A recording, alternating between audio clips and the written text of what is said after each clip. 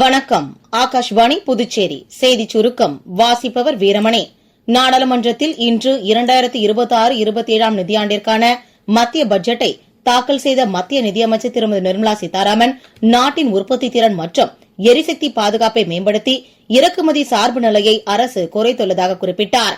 அரசின் திட்டங்களால் வேலைவாய்ப்பு மற்றும் விவசாய உற்பத்தி அதிகரித்து நாடு சுமார் 7% வளர்ச்சி எட்டியுள்ளதாகவும் இதன் மூலம் வறுமை பெருமளவில் ஒழிக்கப்பட்டுள்ளதாகவும் அவர் தெரிவித்தார்.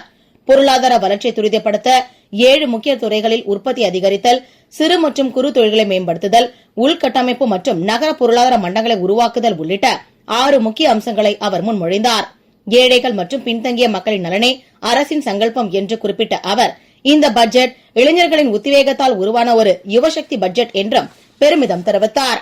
தமிழ்நாடு உள்ளிட்ட மாநிலங்களில் அரிய கனிமங்களுக்கான பிரத்யேக வழித்தடங்கள் உருவாக்கப்படும் என்றும் உள்நாட்டு உற்பத்தியை பெருக்கி இறக்குமதியை குறைக்க 3 வேதிப்பொருள் பூங்காக்கள் அமைக்கப்படும் என்றும் அவர் தெரிவித்தார்.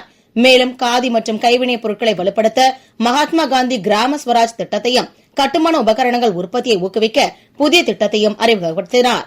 இந்தியாவை உலகளாவிய உயிர் மருந்து உற்பத்தி மையமாக மாற்ற பயோ பார்மா சக்தி என்ற புதிய திட்டத்தை நிதியமைச்சர் அறிவித்துள்ளார். இதற்காக 10,000 கோடி ரூபாய் நிதி ஒதுக்கீடு செய்யப்பட்டுள்ளது. இத்திட்டத்தின் கீழ் உள்நாட்டு மருந்து உற்பத்தியை ஊக்குவிக்கவும், ஆராய்ச்சி பணிகளை வலுப்படுத்தவும் 3 புதிய தேசிய மருந்து கல்வி மற்றும் ஆராய்ச்சி நிறுவனங்கள் அமைக்கப்பட உள்ளன. மேலும் நாடு முழுவதும் 1000 மருத்துவ பரிசோதனை மையங்களை உருவாக்கி உயர்தர மருந்துகள் தடையின்றி கிடைக்க வழி செய்யப்படும் எனவும் பட்ஜெட்டில் தெரிவிக்கப்பட்டுள்ளது. இத்துடன் இந்த செய்திச் சுருக்கம் நிறைவு பெறுகிறது.